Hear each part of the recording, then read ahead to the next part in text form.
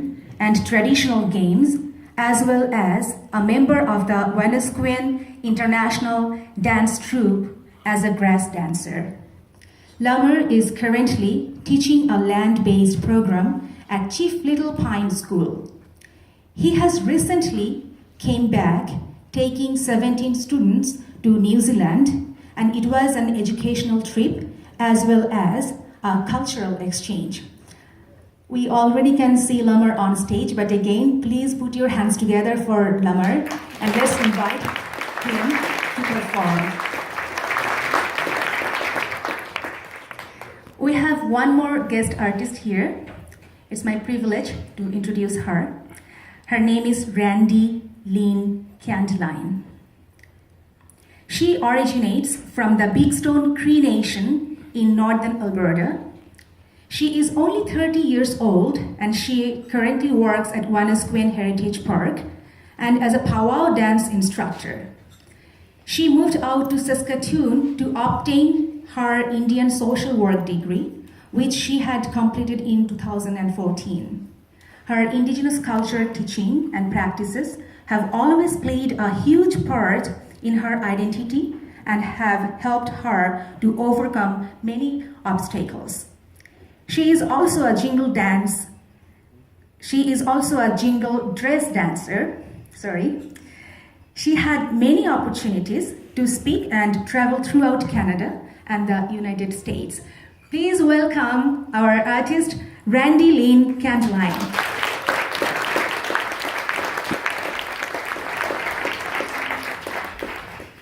In accordance with traditional protocols, I'm offering tobacco to Lamarr and Randi.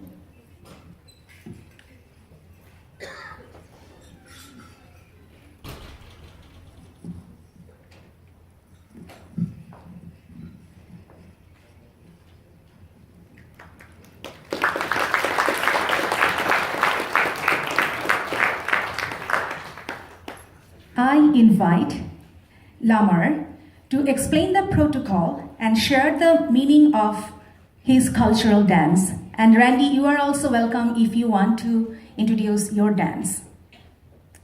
Thank you. First of all, I want to say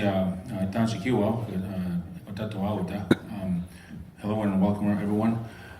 The tobacco in our culture, tobacco is an important a protocol in our culture because we use the tobacco to carry our prayers to the Creator, and the tobacco is everybody has a role to play in society, and the role of tobacco is to carry prayers up to the Creator. It's kind of our direct line to the Creator. So, and we have I'm not talking about the pharmaceutical tobacco. Talking about like the natural tobacco, and we use that in our ceremonies whenever we're sharing knowledge. We present tobacco, especially to elders. We give them tobacco and we ask, we're looking for this kind of knowledge, and then once they accept the tobacco, it's kind of like sealing the deal, and then they'll share the knowledge. And part of the protocol is. When whatever knowledge that we have, we share, it is true to the best of our knowledge. So with this, we're going to be giving you our best. And Randi is going to explain her style of dance and the history of this dance there, and we'll be sharing our culture. So thank you, and I'll give Randi a round of applause.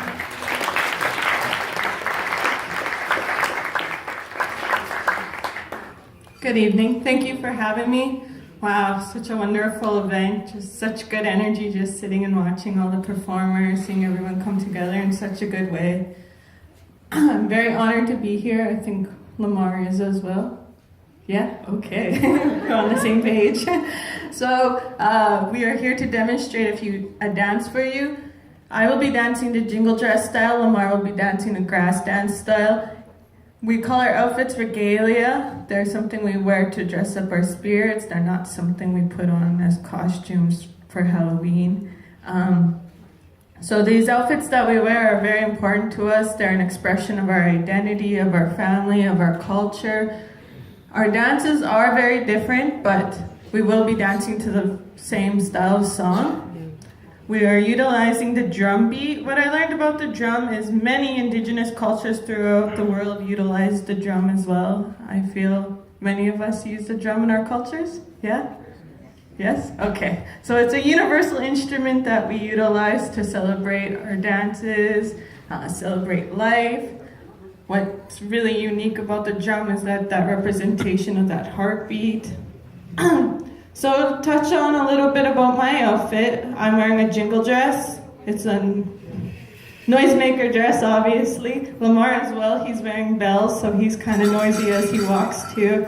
We do many presentations together, and it's always fun trying to creep around and not interrupt. As you could see us, we're slowly making our way down the stairs.